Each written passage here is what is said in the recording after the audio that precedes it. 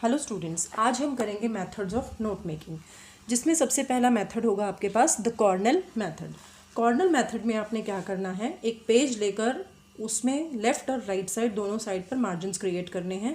Left side पर आपने 2.5 inch का मार्जिन रखना है और राइट साइड पर आपने 6 इंच का मार्जिन रखना है। और इस मेथड के अकॉर्डिंग आप सिस्टमेटिक फॉर्मेट में नोट्स बना सकते हैं।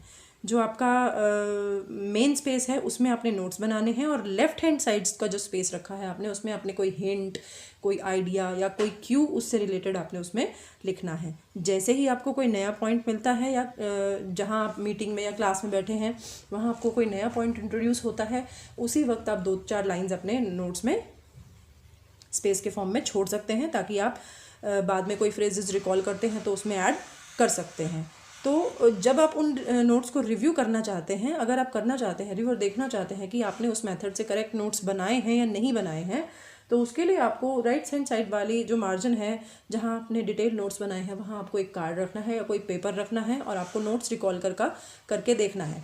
अगर आपके जो रिकॉलिंग जो मटेरियल है वो मैच करता है आपके नोट्स से, तो इसका मतलब आपने जो नोट्स बनाए हैं वो बहुत अच्छे बनाए हैं।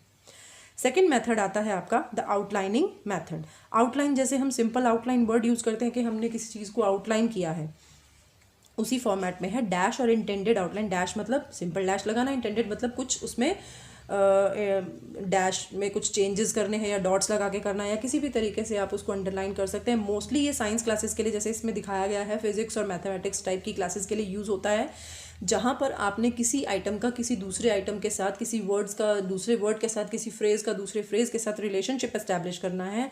वहाँ आप क्या कर सकते हैं, इंटेंडिंग का या आउटलाइनिंग का यूज़ कर सकते हैं।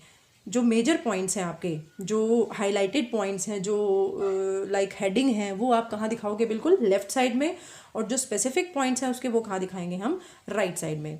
जो लेवल ऑफ इम्पॉर्टेंस है, जैसे इसमें बताया गया है, जो लेवल ऑफ इम्पॉर्टेंस है वो आपकी किससे मेजर होगी, कि आपका मेजर पॉइंट और जो राइट साइड पे जो पॉइंट्स दिए हुए हैं उनमें कितना क्लोज रिलेशनशिप है। अगर उनका रिलेशनशिप बहुत बढ़िया है तो इसका मतलब आपने नोट्स बहुत सही बनाए हैं, अदरवाइज आपके नोट्स में कहीं ना कहीं प्रॉब्लम है।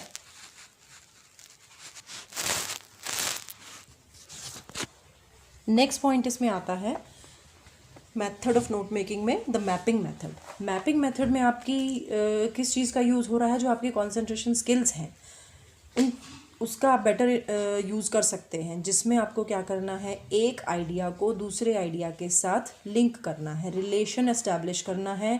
मैपिंग मेथड कुछ हद तक आउटलाइनिंग मेथड से लिंक करता है, क्योंकि वहाँ भी आप रिलेशनशिप एस्टैब्लिश कर रहे हैं लेफ्ट हैंड साइड और राइट हैंड साइड में, लेकिन यहाँ जो आपको रिलेशनशिप एस्टैब्लिश करना है वो एक ग्राफ की फॉर्म में करना है।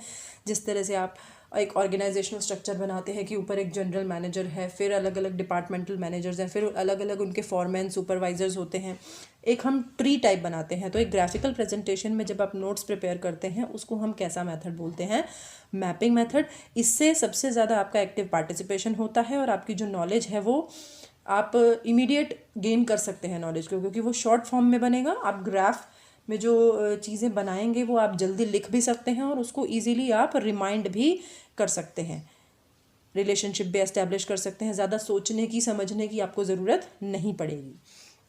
Next method is the charting method. Charting method, जैसे नाम से ही क्लियर हो रहा है कि इसमें आपको एक चार्ट प्रिपेयर करना है। चार्ट प्रिपेयर करने का मतलब कि यहाँ हमें कुछ कॉलम्स और रोज़ लेकर एक टेबल फॉर्म में बनाना है, उसमें हेडिंग्स देनी है कि जो भी आपको इन्फॉर्मेशन दी जा रही है उसको हमें टेबल की फॉर्मेट में नोट्स में कन्वर्ट करना है। आपको अपने पेपर को कॉलम्स में पहले से ही डिवाइड करके रखना है, जैसे आपको पता हो कि कितने कॉलम्स में आपकी इन्फॉर्मेशन आ सकती है, और अगर उससे ज़्यादा इन्फॉर्मेशन है तो आप उसको एक्सटेंड भी कर सकते हैं। आप उसमें अलग अलग अपने ज़रूरत के अकॉर्डिंग नंबरिंग कर सकते हैं, सीरियल नंबर डाल सकते हैं, मेन आइडिया, डिटेल्स, रिमार्क्स, कुछ भी आप उसके अंदर यूज़ कर सकते हैं, डायलॉग्स यूज़ कर सकते हैं, कन्वर्सेशंस यूज़ कर सकते हैं। And last method is the sentence method. Sentence method paragraph method का एक मॉडिफाइड वर्जन है। पैराग्राफ में जो हम चीज़ें लिखते हैं उसमें हम ब्रेक नहीं दे रहे हैं, एक के बाद एक लाइन हम लिखते जा रहे हैं, तो वहाँ पर आइडेंटिफाई करना मुश्किल हो जाता है कि कौन से इन्फॉर्मेशन का कौन सा नोट आपने बनाया है। तो इसीलिए हम उसका एक मॉडिफाइड वर्जन यूज़ करते हैं, सेंटेंस मेथड, जिसमें आपने हर नए टॉपिक को, हर नए थॉट को, हर नए फैक्ट को एक सेपरेट लाइन से यूज़ करना है, नंबरिंग देते हुए, ताकि आपको इजीली पता लग जाए कि कौन सी इन्फॉर्मेशन कौन से पॉइंट पर शो की गई है, और आपको जिस तरह की इन्फॉर्मेशन चाहिए उस तरह की इन्फॉर्मेशन आपको वहाँ से ईजिली और जल्दी मिल सकती है। यहाँ पर आपका जो कंटेंट मटेरियल होगा वो कैसा होगा, लिमिटेड होगा, आपको ज़्यादा वर्ड्स का यूज़ नहीं करना है। जैसे इसमें एक एग्जाम्पल दिया हुआ है, एग्जाम्पल 1 में क्या लिखा है देखिए, a revolution is any occurrence that affects other aspects of life such as economic life, social life and so forth, therefore revolution causes change.